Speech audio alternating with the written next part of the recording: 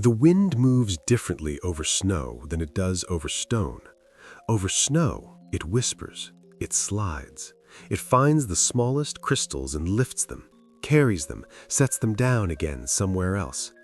The wind never stops moving in the Arctic, but it doesn't always announce itself. Sometimes it's just a breath against your cheek. Sometimes it's the reason a snowdrift has changed shape overnight. Listen to the wind now. Not imagined wind, but the wind that exists in the telling of this story. The wind that carried voices across ice fields, the wind that brought hunters home, the wind that sometimes took them away. Beneath the wind, there is ice. Ice speaks too, but differently. Ice groans, ice cracks. Ice settles under its own impossible weight, shifting the way a sleeper shifts in dreams, unaware of its own movement. The groan of ice is low, patient, ancient. It has been groaning since before there were words for groaning. It will groan long after the last word has been spoken. And beneath the ice, there is water. The water moves slowly under the ice. You cannot see it, but you can hear it if you're still enough, if you press your ear to the frozen surface and wait. The water remembers being above the ice. It remembers moving freely. Now it moves in darkness, patient, continuous, never stopping. The water knows things the ice has forgotten. The water remembers Sedna. But we're not ready for Sedna yet. First, we need to understand the world that made her, the world that unmade her, the world she remade. The Arctic is not empty. People call it empty because they see no trees, no fields, no roads cutting through landscape. But emptiness and spaciousness are not the same thing. The Arctic is full, full of wind, full of waiting, full of the small essential things that mean survival. In the time before Sedna became what she is now, people lived along the coasts. They built homes from stone and bone and sod. They sealed the cracks with moss and animal fat. They made light from seal oil, burning in shallow stone lamps. The light was golden, warm, small. It didn't try to fill the whole room. It made a circle of warmth, and people gathered inside that circle. Outside, the dark was enormous. The dark in winter wasn't just night, it was the absence of day. It lasted for months. The sun would touch the horizon, turn the ice pink and gold, and then sink away again without ever fully rising. People learned to live in that darkness. They learned its rhythms. They learned how to move through it without fear, though always with respect. Respect was the foundation of everything. When a hunter went out onto the ice, he didn't take the seals, he received them. The seal chose to give itself, or it didn't. The hunter could be skilled, patient, perfectly positioned at a breathing hole with his harpoon ready, and still the seal might choose not to surface. This wasn't failure. This was the conversation between hunter and hunted, between need and offering. When a seal did give itself, every part of it was honored. The meat fed families, the fat became fuel and waterproofing, the skin became clothing, boat coverings, rope, the bones became tools, toggles, needles, the intestines became windows, translucent and strong, the bladder became a float or a storage container. Nothing was wasted. To waste any part of the seal was to dishonor its sacrifice.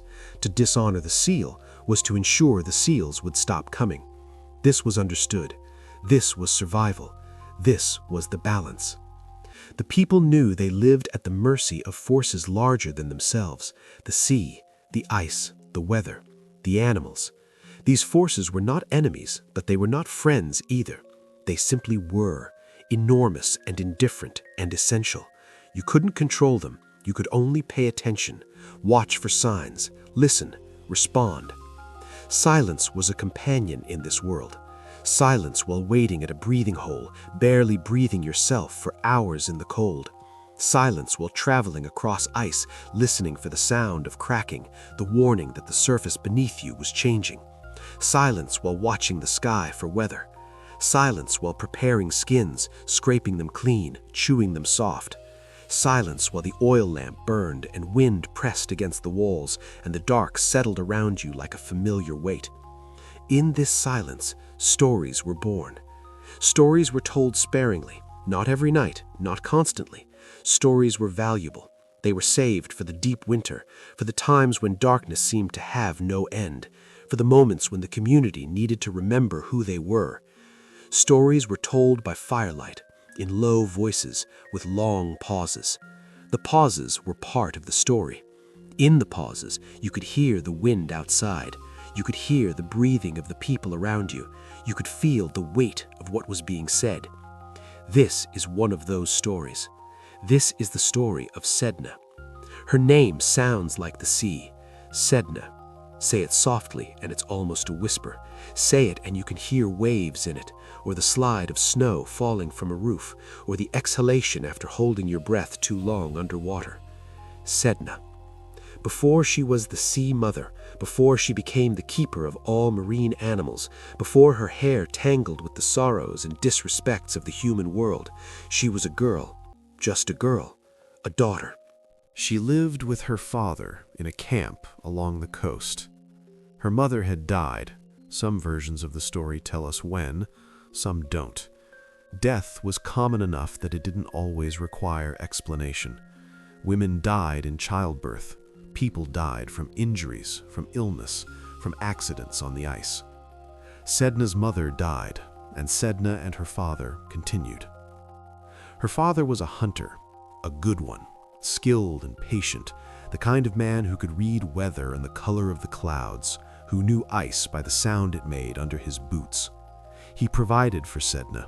He brought home seal meat, fish, the occasional caribou. He kept her clothed in furs. He taught her to scrape skins, to sew with sinew, to render fat for the lamps. But he didn't teach her to hunt. Some versions say he kept her too close, too protected. Some say she was his only family and he couldn't bear to risk her on the ice. Some say she was beautiful and he thought beauty deserved protection. Beauty is mentioned in many versions of this story, and it's important to understand what beauty meant in that world. Beauty wasn't decoration. Beauty was symmetry, efficiency, the elegant arc of a harpoon in flight, the perfect seal of a boot seam, the way a stone blade was napped so that every flake served purpose. Beauty and function were inseparable. Sedna's beauty in this context likely meant she was strong, capable, well-formed. She could do what needed doing. She could survive. And perhaps there was something else, something in her eyes, or her silence, or the way she moved, that suggested she belonged more to the sea than to the land. Many stories hint at this, that even as a girl, even before everything happened, there was something about Sedna that seemed already halfway transformed. She spent time near the water. Every day, when weather allowed, she would walk to the edge of the shore, not to fish, not to hunt, just to watch. She watched the water move. She watched the ice form in autumn, the way it started at the edges, reaching out like fingers, slowly connecting, thickening until the sea was locked away beneath a frozen surface. She watched it break up again in spring, the cracks spreading, the ice becoming flows, the dark water opening like an eye. She watched seals surface at their breathing holes. She saw their dark heads emerge, their whiskers glistening, their breath puffing white in the cold air. She saw them look around with their large, knowing eyes before diving again. She never tried to hunt them. She just watched. Her hair is mentioned early in many versions of the story, and we should pay attention to that. Her hair was long, very long, black as deep water, thick and heavy. Her father would sometimes help her comb it with a comb made from bone, working through the tangles, patient and methodical. This took time. It was a ritual between them, this combing. Her hair mattered. Remember that. Her hair mattered. The years passed in the way years pass in the Arctic, by the cycle of light and dark, by the coming and going of ice, by the animals that appeared and disappeared according to their own rhythms. Sedna grew. She became a woman, and with that came expectation. Marriage was practical in that world. It was alliance, survival, the joining of skills and resources. A good marriage meant two people who could work together to stay alive, to raise children who would also know how to stay alive. Romance, in the way we might think of it now, was secondary to competence. Men began to come. The first suitor arrived in spring, when the ice was breaking up and travel between camps became possible again. He came by kayak, paddling along the coast, his boat loaded with gifts: furs, carved ivory, a stone lamp beautifully made. He presented himself to Sedna's father. He spoke of his skills as a hunter. He spoke of his camp, his family, the resources he could provide. He was young, strong, capable, everything a father might want for his daughter. Sedna's father called her to meet him. She came. She stood in the doorway of their home, looking at this man who wanted to marry her. He looked back. He smiled. He spoke to her, telling her about the life they could have together. His voice was confident, certain. Sedna listened. She didn't smile. She didn't speak. When he finished, she simply shook her head. No. The man was confused. He looked at Sedna's father. The father shrugged, a small, helpless gesture. The man tried again, speaking more earnestly now, listing more reasons, more promises. Sedna shook her head again. No. He left, paddling away along the coast, his kayak smaller and smaller against the vast water. Other men came. Over the next seasons, over the next years, other men came. Some came alone, some came with family members who spoke on their behalf. They brought gifts, they made promises, they described the homes they would build, the food they would provide, the children they hoped to have. Sedna refused them all. No, and no, and no. Her father grew worried. In that world, in that time, a woman alone was vulnerable. A woman without a husband, without children, had no one to hunt for her in her old age, no one to care for her when she could no longer care for herself. He tried to convince her. He described the loneliness she would face if she refused everyone. He described the hardship. But Sedna only shook her head. No. Some versions of the story say she was proud. Some say she was stubborn. Some say she was waiting for something, though even she didn't know what. Some versions say she simply felt no pull toward any of these men, no connection, no sense that her life would be better joined to theirs. And perhaps there's another reason, one that's harder to name. Perhaps Sedna already sensed she belonged somewhere else, not to a camp, not to a husband, not to the ordinary cycle of life and survival. Perhaps she felt the pull of the water, even then. Perhaps she was already being called. But if she was being called, she didn't answer. Not yet. The seasons turned. The light came and went. The ice formed and melted. Sedna remained unmarried. Her father grew older, more anxious. The other people in the camp whispered, what was wrong with her? Why did she refuse? It wasn't normal. It wasn't safe. And then, one autumn day when the light was slanting low and golden across the water, a stranger arrived. He came from the south, from far down the coast. He came by kayak like the others, but his kayak was different, sleeker, faster, decorated with patterns that seemed to shift in the light. He wore furs that Sedna didn't recognize, sewn in an unfamiliar style. When he spoke, his voice had a strange quality to it, like wind through ice caves, like the distant crying of birds. He asked to speak with Sedna. Her father brought her out. She stood before this stranger, and for the first time she didn't immediately shake her head. She looked at him, really looked. There was something about him, his eyes perhaps, which were very dark and very bright at the same time, or the way he moved, which was smooth, almost weightless, or his hands, which were long-fingered and graceful. He spoke to her. Not to her father, not about his hunting skills or his resources. He spoke to her.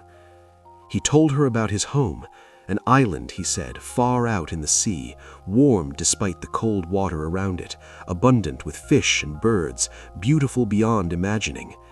He said he had been watching her. He said he knew she didn't belong here on this shore, in this camp. He said she belonged somewhere else, with him. His voice when he said this was like water over stones, smooth, continuous, hypnotic. Sedna listened. Her father listened too, growing uneasy. There was something wrong about this man, something off, though he couldn't name what it was. The stranger made his offer. "Come with me," he said. "Be my wife. Live on the island. Leave this harsh coast, this difficult life. You'll never be hungry. You'll never be cold. You'll be treasured." Sedna's father stepped forward, ready to refuse on her behalf, but before he could speak, Sedna spoke first. "Yes." The word fell into the air like a stone into still water. Yes. After years of saying no, she said yes, to this stranger, to this man they didn't know, to this offer that sounded too good, too easy, too much like a story and not enough like real life. Her father protested. He demanded to know more about this man, about this island, about the life he was promising. The stranger smiled, a strange smile, not quite human, and said he would prove himself. He would take Sedna to see the island. If she didn't like it, he would bring her back. But she would like it, he was certain. Sedna packed her things. Not much, a change of furs, some tools, a comb for her hair. Her father watched, helpless and afraid, as she carried her belongings to the stranger's kayak. The stranger helped her settle into the kayak. She sat in the front, her belongings wrapped in sealskin at her feet. The stranger sat behind her, his paddle ready. Her father stood on the shore, watching, his face troubled. The stranger pushed off. The kayak slipped into the water, smooth and quick. Sedna didn't look back. She watched the water ahead, the way it reflected the sky, the way small pieces of ice floated past like scattered stars. The paddle dipped and rose, dipped and rose. The rhythm was steady, unchanging. The kayak moved swiftly, cutting through the water with barely a sound. The shore behind them grew smaller, less distinct. The open sea surrounded them. Sedna trailed her hand in the water. It was cold, but not unbearably so. The water moved against her fingers, curious, almost alive. She felt for the first time in years that she was moving towards something instead of just refusing to move at all. The stranger paddled on. He didn't speak. The only sounds were the paddle in the water, the breath of the wind, the soft slap of small waves against the kayak's sides. They paddled for hours. The sun moved across the sky, lower and lower, until it touched the horizon, and everything turned gold and pink and purple. The water glowed, the ice glowed. Sedna watched it all, transfixed. Ahead, an island appeared, dark against the colored sky, rocky and steep. The stranger angled the kayak towards it, his paddling strong and sure. As they drew closer, Sedna began to see the island more clearly. It wasn't lush, it wasn't green. It was stone and ice, windswept and bare. Birds circled overhead, their cries sharp and lonely. The stranger brought the kayak onto a narrow beach of stone. He stepped out, pulled the kayak higher onto the shore. He offered Sedna his hand. She took it and stepped out onto the island. It was cold, colder than the coast had been. The wind here had nothing to stop it. No trees, no hills, just the open sea on all sides. The wind cut through her furs like they were nothing. The stranger led her up from the beach. There was a shelter, barely worthy of the name, a rough circle of stones with driftwood across the top, covered with torn, weather-beaten skins. Inside it was dark and smelled of bird droppings and rot. "This," the stranger said, his voice no longer smooth, no longer hypnotic, "is your home now." Sedna stared at him. This wasn't what he promised. This wasn't warm. This wasn't abundant. This wasn't beautiful. The stranger smiled, that not quite human smile. And then he changed. The change wasn't sudden. Or perhaps it was, and Sedna simply couldn't process it all at once. His furs seemed to ripple, to shift, his face elongated, his arms spread, and then he wasn't a man at all. He was a bird, a seabird, a fulmar with dark wings and a hooked beak and those same bright, inhuman eyes. He had never been human. He had only worn the shape of a man to lure her here. The fulmar's spirit, because that's what he was, a spirit in bird form, flew up to perch on the driftwood roof of the pitiful shelter. He looked down at Sedna. "You'll learn to love it here," he said, his voice now a harsh cry. "You'll learn." And then he flew away, out over the water, leaving Sedna alone on the island. She stood there, frozen, trying to understand what had happened. She had been deceived completely. She had left her home, her father, the life she knew, for this, for a lie. The wind howled, the birds screamed overhead, the waves crashed against the rocks below. Sedna pulled her furs tighter around herself and stepped into the shelter. Inside, it was dark. The floor was covered in feathers, bones, droppings. The walls let in wind through every crack. There was no lamp, no fuel, no food. Sedna sank down onto the filthy floor and tried not to think about what she'd done. Days passed, or perhaps it was longer. Time became strange on the island. The Fulmar spirit brought her fish sometimes, dropping them at her feet before flying away again. The fish were raw, often rotten, but she was hungry enough to eat them anyway. She tried to repair the shelter, stuffing the cracks with feathers, with seaweed, with anything she could find. It didn't help much. The wind still got in. The cold still settled into her bones. She was alone, completely alone. The only other living things on the island were the birds, hundreds of them, thousands maybe, nesting in the rocks, filling the air with their cries. They paid her no attention. She was nothing to them. At night, the Fulmar spirit would sometimes return to the shelter, would settle in the corner and watch her with those bright eyes. He didn't speak to her. He didn't touch her. He just watched. And then, before dawn, he would fly away again. Sedna stopped combing her hair. There was no point. It tangled in the wind, matted with salt and dirt. Her hands were too cold to work the knots out anyway. She thought about her father, about their home, about the seal oil lamps and the warm furs and the sound of his voice. She wondered if he thought about her, if he regretted letting her go, if he was looking for her. The seasons changed. Summer came, brief and still cold. Then autumn. The ice began to form again around the island, locking it away from the world. And then, one day, she saw a kayak. At first, she thought she was imagining it, a dark shape moving across the water, far out near the horizon. But as she watched, it came closer. It was real. Someone was coming. She ran down to the beach, slipping on the wet rocks, not caring. She stood at the water's edge, waving her arms, shouting. The kayak changed direction, heading toward her. As it came closer, she recognized it. She recognized the paddler. Her father. He had come for her. He had traveled across the dangerous autumn sea to find her. Relief crashed through her so powerfully she nearly collapsed. The kayak reached the shore. Her father stepped out, older than she remembered, his face worn with worry and weather. He looked at her tangled hair, her dirty furs, her hollow eyes, and his face crumpled with grief and rage.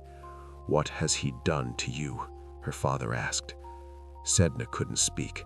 She just shook her head, tears streaming down her face.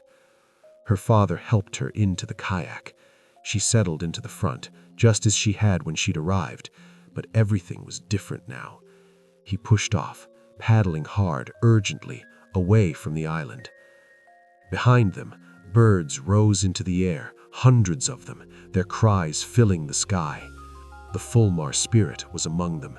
He circled overhead, screaming, "You're taking what's mine," he cried. "You're stealing her." Her father paddled harder, not looking up, focusing only on the water ahead. The Fulmar spirit dove at them, claws extended. Her father swung his paddle at it, driving it back. The spirit rose, circled, dove again. "Bring her back," the spirit screamed. "She's mine. She chose me." But her father didn't stop. He paddled with all his strength, putting distance between them and the island. The Fulmar spirit followed, screaming, diving, but didn't land, didn't make contact. Perhaps some rule prevented him.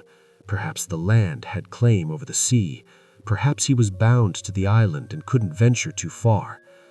Eventually, the cries faded. The birds became specks against the sky. The island disappeared behind them. Her father kept paddling. The water was calm. The sky was clear. They were going home. And then, the weather changed. It changed fast, impossibly fast. One moment the sky was clear, and the next it was black with clouds. The wind rose from nothing to a howl. The water, so calm moments before, erupted into waves. The kayak rocked, water splashed over the sides. Sedna's father fought to keep them steady, but the waves were growing, tossing them like a toy. "Is this him?" her father shouted over the wind. "Is he doing this?"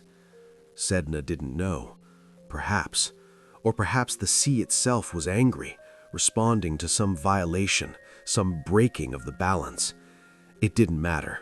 The storm was here, and it was trying to kill them. Her father paddled desperately, trying to ride the waves instead of being overwhelmed by them, but they were too strong, too high. The kayak tilted, nearly capsizing. Water poured in. "We're too heavy," her father shouted. "The kayak can't carry us both in this."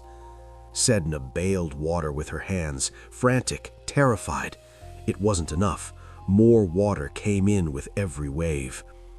Her father looked at her. Then he looked at the raging sea, then back at her. And in his eyes she saw something terrible. She saw him making a choice. "No," she said. "No, father, no." "I'm sorry," he said, and he grabbed her by the shoulders and threw her overboard. The cold was absolute. The water closed over her head, black and freezing. She surfaced, gasping, choking, her heavy furs dragging her down. She flailed toward the kayak. Her father was paddling away, already paddling away. "Father!" she screamed. "Father, please!" He didn't look back. She swam after him, fighting the waves, fighting the weight of her furs. She reached the kayak. She grabbed the edge with both hands, her fingers white with cold and desperation. "Please," she sobbed, "please don't leave me." Her father looked down at her. His face was terrible, grief and fear, and something else, something like hatred, though not for her, for himself, for what he was about to do. He reached down. She thought he was going to pull her up. She thought he'd changed his mind. Instead, he pried her fingers from the kayak's edge, one finger at a time. She gripped harder. Her fingers were freezing, stiff, but she held on with everything she had. He pulled at them, pulled harder, and when they wouldn't come free, he took his knife. The first joint of her fingers, that's what he cut. The first joint of each finger on her right hand. She screamed. The pain was blinding, absolute. Her blood spilled into the water, dark and red and wrong. Her severed finger joints sank into the sea, and as they sank, they changed. They grew. They became seals, perfect, whole seals that dove deep into the darkness. But Sedna's left hand still gripped the kayak. Her father cut again, the second joints this time. More blood, more screaming, more seals, larger now, swimming away into the depths. Still she held on. With what remained of her hands, bleeding and destroyed, she held on. He cut the last joints. Her fingers, completely severed, fell into the water, became walruses this time, huge and ancient, sinking slowly into the dark.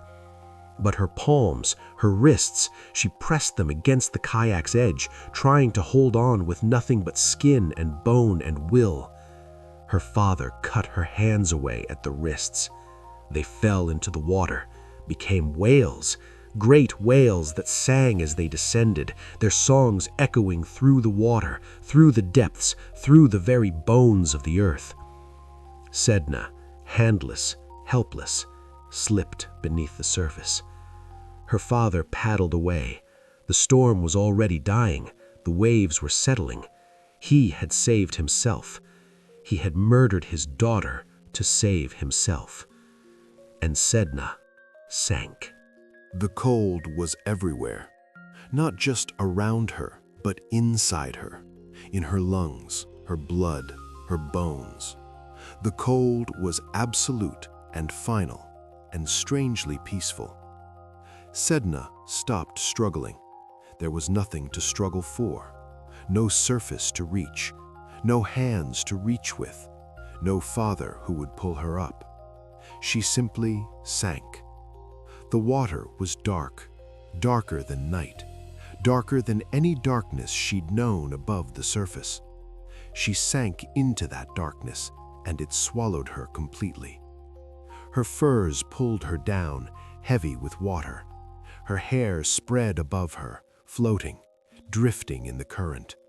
Her arms hung at her sides, ending in stumps that had already stopped bleeding. The cold had sealed the wounds, frozen them, made them part of the sea. She sank, and as she sank, she changed.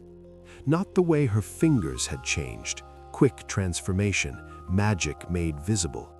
This change was slower, deeper. This was the sea claiming her, remaking her, accepting her into itself. Her lungs should have been screaming for air, but she felt no need to breathe.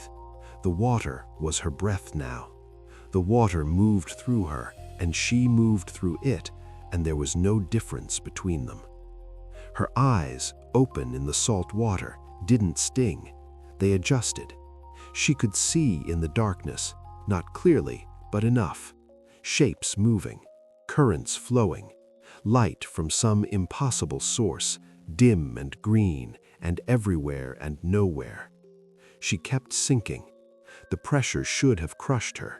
Instead, it felt like embrace, like being held, like finally, after all this time, being exactly where she was meant to be. Above her, somewhere impossibly far away now, the surface glittered faintly, the boundary between water and air, between sea and sky. She had lived her whole life at that boundary, never quite belonging to either side. Now she belonged to the depths. Her body settled, not onto a floor. There was no floor this deep, just more water, darker water, older water. She settled into a current, hanging suspended, weightless. And the animals came. First, the seals, the ones that had been her finger joints. They circled her, curious, unafraid. They looked at her with dark, knowing eyes. They recognized her. She was their mother. She had made them with her pain. Then the walruses, massive and scarred, tusks like ancient ivory. They moved ponderously through the water, dignified, powerful. They too circled her. They too recognized her. Then the whales, great bowheads and belugas and narwhals with their spiral tusks. They sang to her, their voices resonating through the water, through her body, through everything. The songs were wordless, but she understood them. Welcome, they sang. Mother, they sang. We know you, they sang. And fish came, thousands of them, millions, moving in shimmering schools that caught what little light there was. And jellyfish, pulsing and translucent, and crabs scuttling along invisible surfaces, and creatures she had no names for, strange and beautiful and old. All of them came to her. All of them recognized her. She had entered the sea through pain and betrayal, through murder and transformation, and the sea had accepted her, had made her its own. Sedna settled into her place at the bottom of the ocean. She sat, or perhaps she simply existed in a position that resembled sitting. Her hair drifted around her, impossibly long now, spreading out in all directions, floating on currents she couldn't see. She had no hands to touch her hair, no fingers to comb it.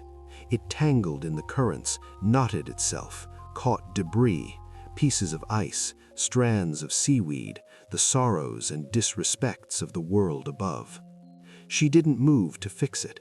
She simply sat, waiting, watching, becoming. Time passed differently in the depths. Days and nights meant nothing here. Seasons were distant echoes, the ice forming above, the ice breaking, the water warming slightly, cooling again. Sedna felt these changes, but they didn't affect her. She was beyond seasons now, beyond time as humans measured it. The animals stayed with her. They swam through her hair. They rested near her. They waited for her permission to rise, to surface, to offer themselves to the hunters above. Because that was her power now. That was what she had become. The keeper of all marine animals, the one who decided whether they would give themselves or withhold themselves. The Sea Mother, Sedna. She didn't forgive what had been done to her.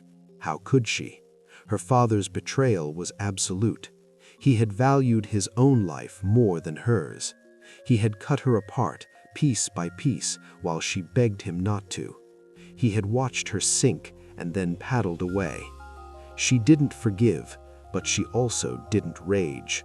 Rage required heat, and she was cold now. Cold as deep water. Cold as ice that forms in darkness. She simply existed, and her existence was a power of its own. Above, on the shore, her father arrived home, alone. The kayak he pulled onto the beach was empty except for him. People came to greet him, saw his face, saw the emptiness, and knew. They asked what happened. He told them. The storm, his daughter thrown overboard, the choice he made. He told them everything, his voice flat, dead. Some people were horrified. Some understood, or claimed to. Survival sometimes required terrible choices. He had done what he had to do. But that night, alone in his home, her father couldn't stop shaking. He lay on his sleeping platform, wrapped in furs, and shook like a man dying of cold. He saw her face every time he closed his eyes, her eyes looking up at him, her hands gripping the kayak, the blood in the water. He heard her voice, "Father, please." He would hear it for the rest of his life. Days passed, then weeks. The winter settled in, dark and long. The hunters went out onto the ice as they always did, waiting at breathing holes, harpoons ready. But the seals didn't come. Days passed with no seals, then weeks with no seals. The food stores began to dwindle. People grew hungry. Children cried. The oil in the lamps burned lower and lower. The hunters tried different spots, different techniques. Nothing worked. It was as if the seals had simply vanished from the world. Someone suggested it was because of Sedna, because of what her father had done. The sea knew. The animals knew. They were angry, or grieving, or simply waiting. Waiting for what, people asked. Waiting for acknowledgement, waiting for respect, waiting for someone to descend to where Sedna sat in the darkness and make things right. But how could you make right what had been done to her? How could you undo murder? How could you give her back her hands? You couldn't, but perhaps you could ease her pain in other ways. The community decided they needed a shaman.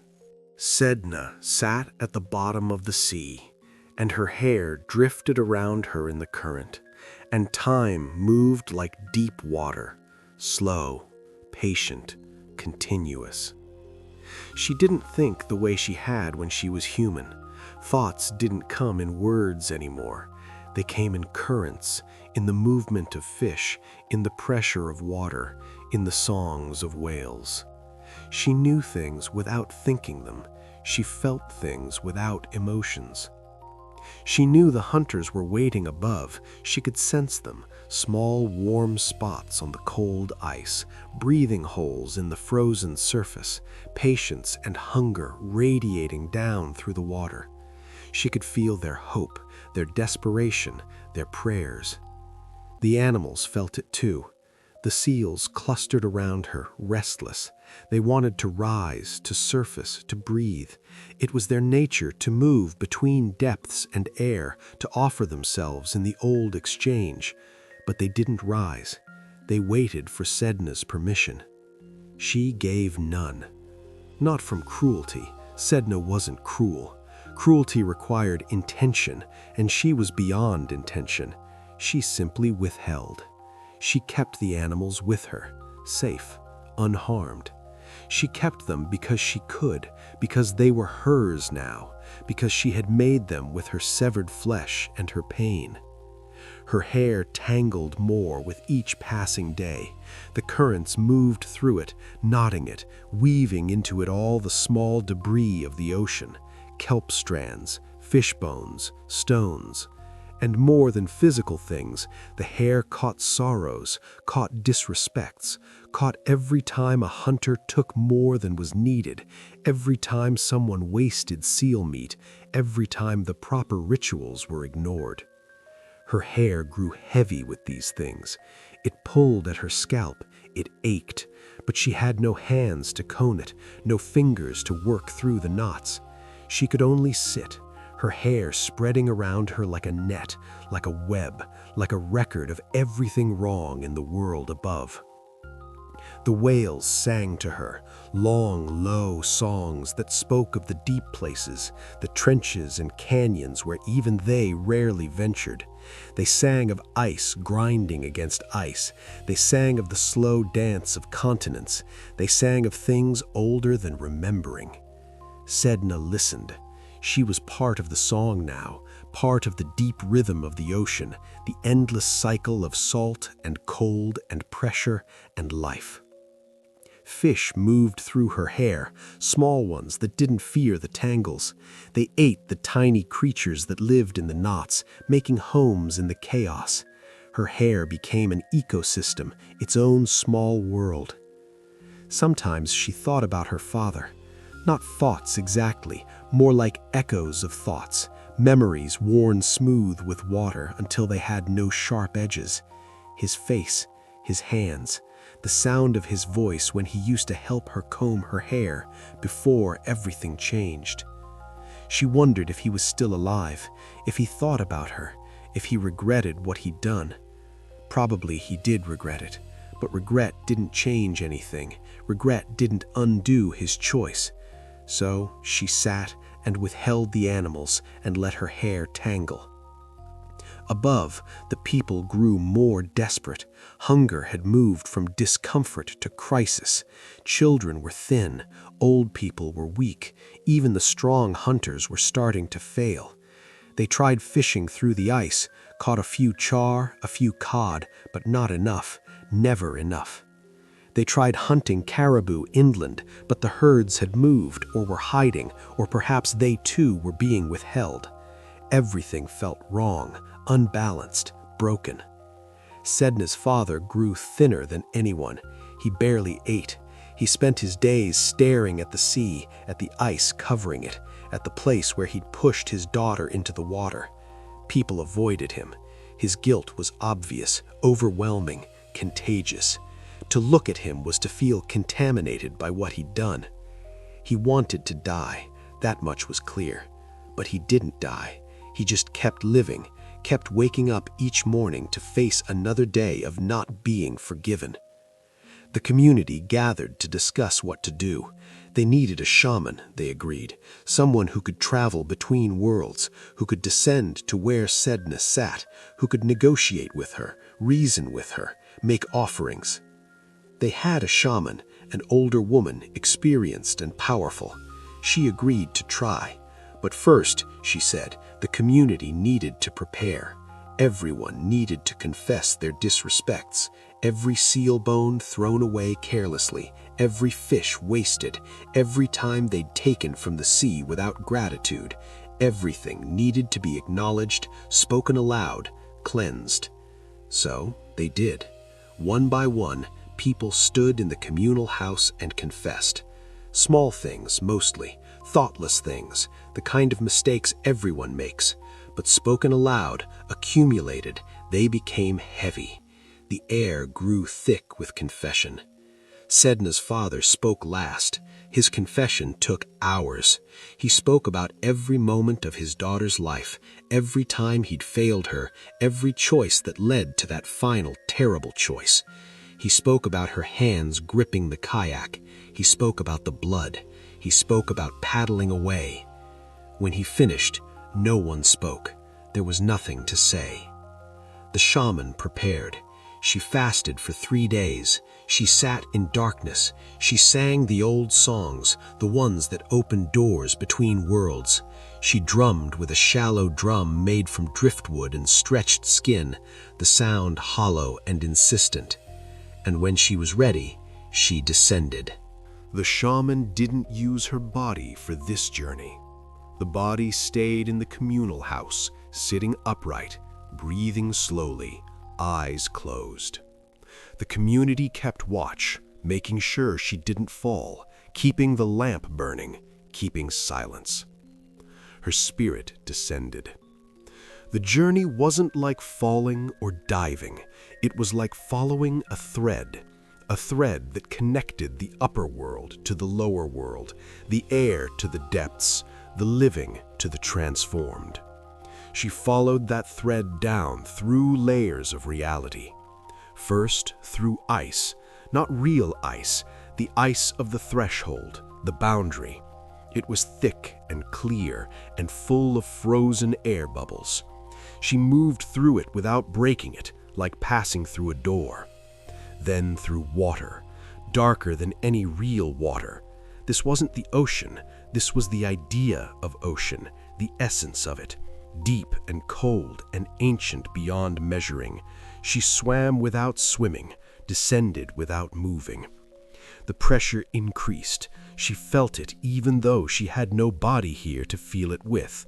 The weight of all the water above, all the depth below. The weight of all the sorrow, all the disrespect, all the broken balance. She passed creatures, not real creatures, but the spirits of creatures.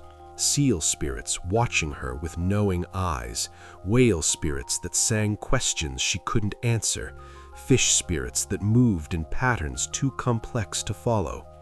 She kept descending, the thread pulled her on. And finally, she reached the bottom that wasn't a bottom, the place where Sedna sat. Sedna didn't look up.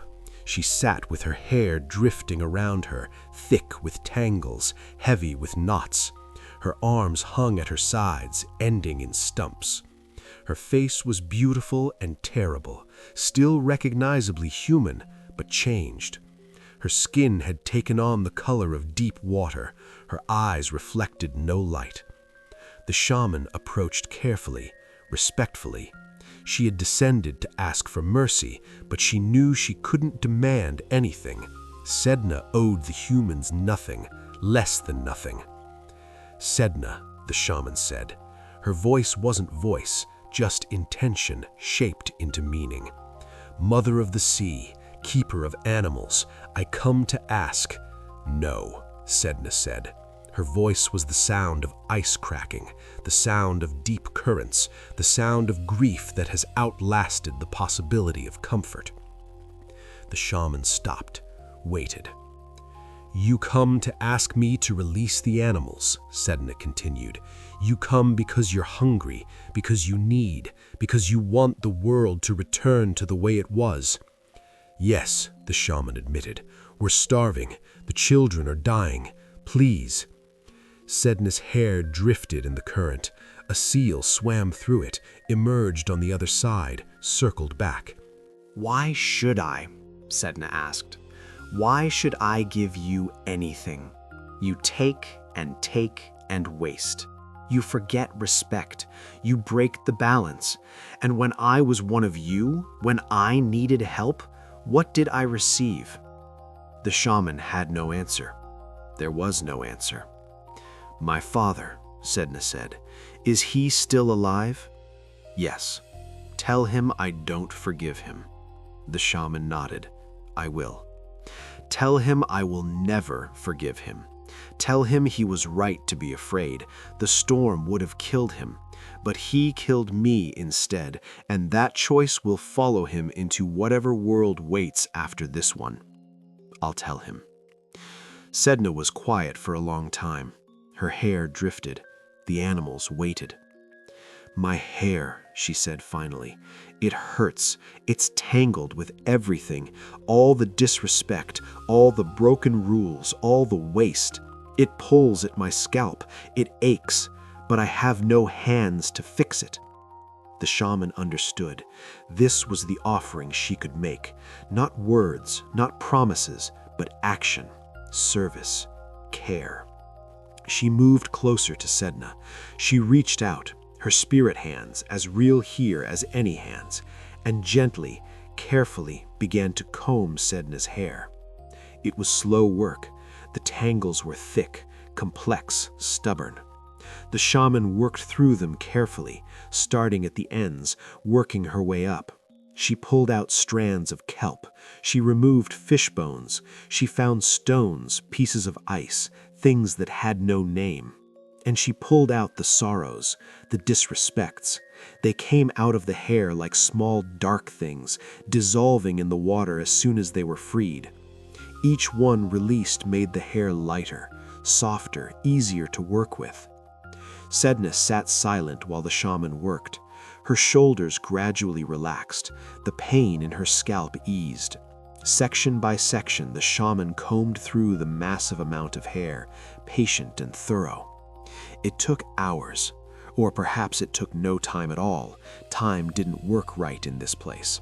But eventually, the hair was smooth, clean, floating freely in the current, no longer heavy with accumulated weight.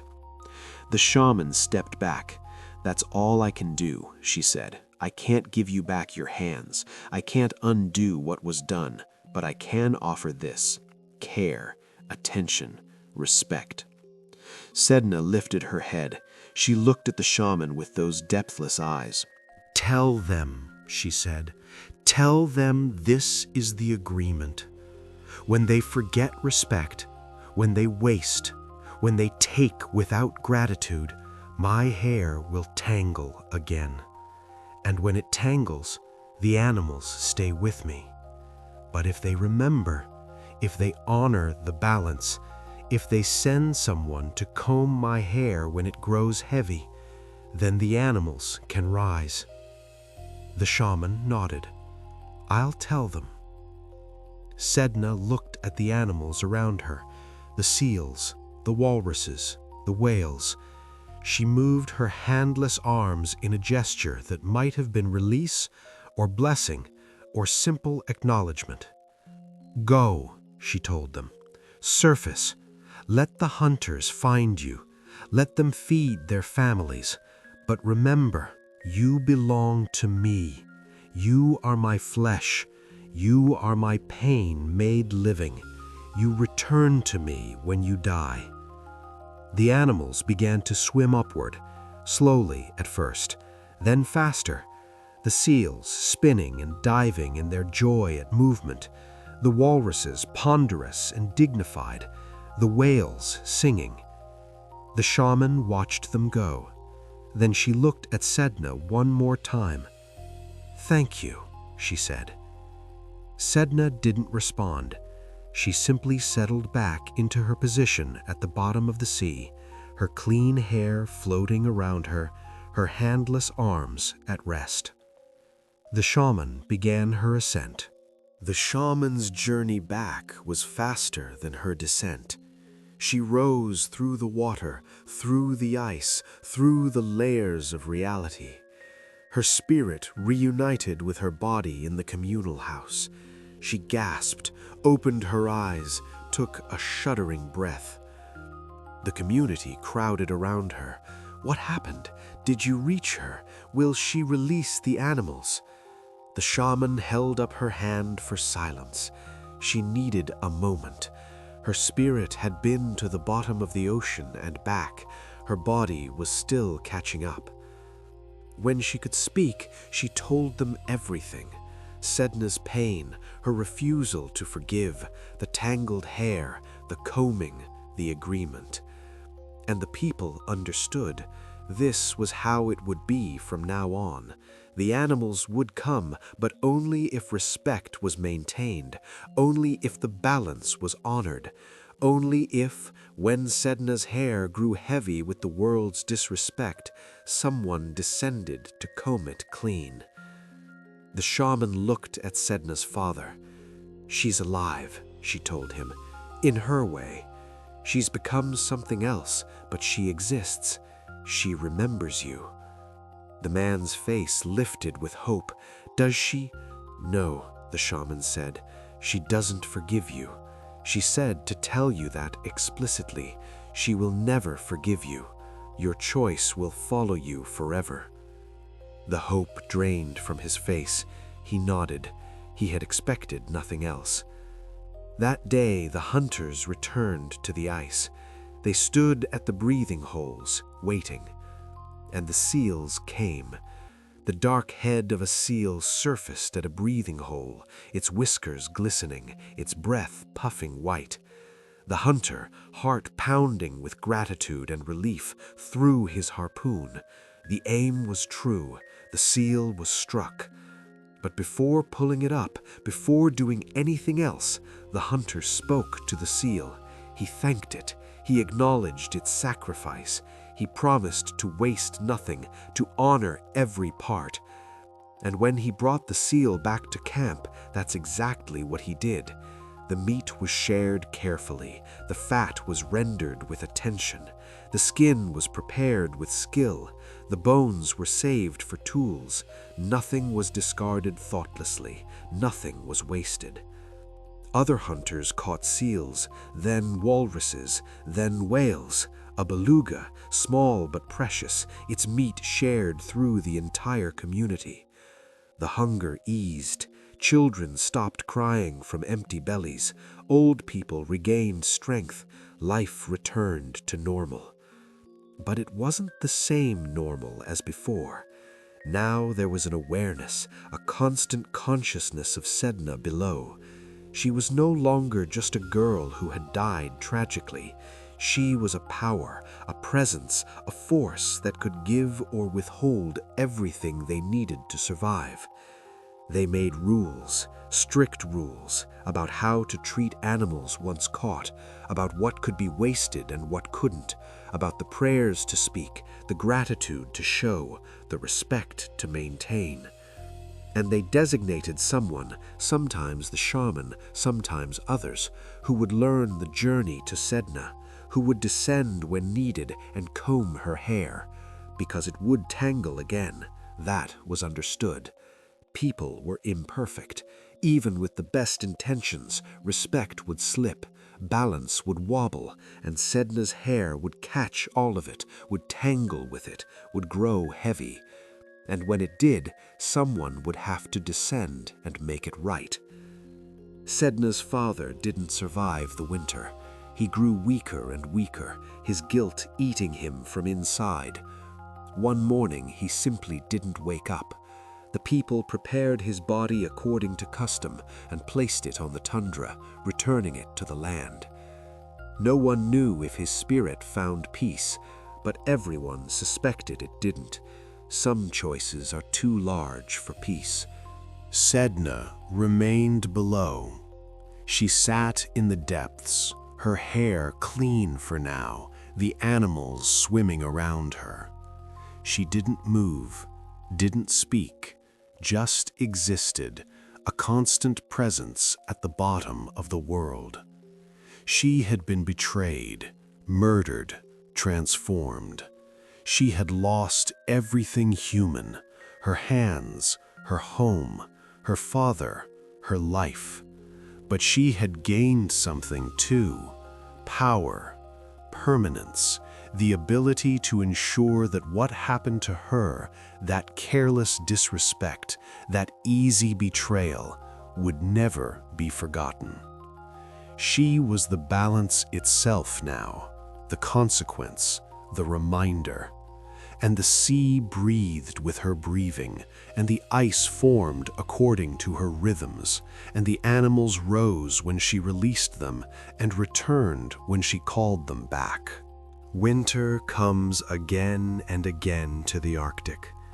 The darkness descends, the ice forms, the wind howls across frozen expanses, and beneath the ice, Sedna sits. She has sat there for longer than anyone can remember, longer than history. She was there before the first person told her story, and she'll be there after the last telling. She is the story now, permanent and unchanging. But the world above changes. Seasons cycle. People are born, grow old, die. Hunters go out onto the ice, generation after generation, waiting at breathing holes with patient hope. Sometimes the seals come, sometimes they don't. It depends on the tangling of Sedna's hair. It depends on how carefully respect has been maintained. The shamans still descend when needed. Each one learns the journey in their own way, following the thread down through ice and water and the spaces between. Each one finds Sedna in the depths, her hair drifting around her, and each one combs it clean. Some shamans she speaks to, others she ignores. It depends on her mood, if she has moods. It depends on the state of the world, on how egregious the disrespect has been. Sometimes her silence is answer enough. The combing is always the same, though, gentle, thorough, working through the tangles section by section, removing the debris, releasing the accumulated sorrow and carelessness. The hair grows smooth and clean, and the animals are released, and life continues above. This is the cycle. This is the balance. It's not fair. Sedna never asked to become the Sea Mother, never asked to be murdered and transformed and given this terrible power. But fairness isn't the point. Balance is the point. Respect is the point. The sea provides, but the sea must be honored. In the modern world, far from the Arctic, people eat fish without thinking about where they come from. They buy sealed packages in stores, pink flesh on styrofoam trays wrapped in plastic. They don't see the seals, don't know the hunters, don't understand the exchange. But the exchange continues whether they understand it or not.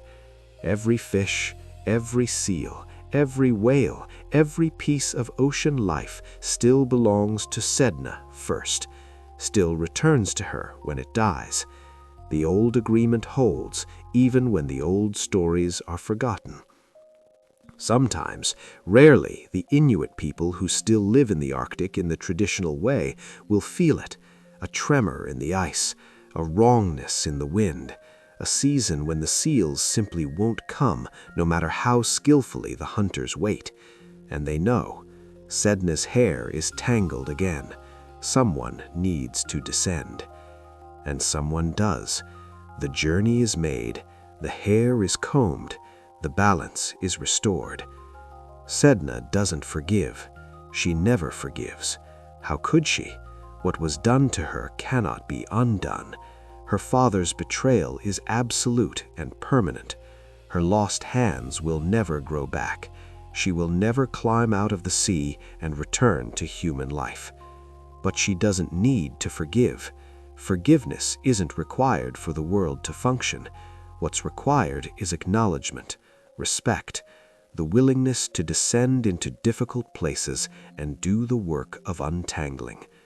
That's the lesson of Sedna, if there is a lesson. Not that the world is fair, because it isn't. Not that suffering leads to peace, because it doesn't. Not that the gods or spirits or powers that shape reality are kind, because they aren't. The lesson is that balance matters, that respect matters, that every action has a consequence, and those consequences accumulate, tangle, grow heavy. And when they do, Someone has to do the work of making things right. Someone has to descend to the depths and comb the hair of the betrayed. Listen. Can you hear it?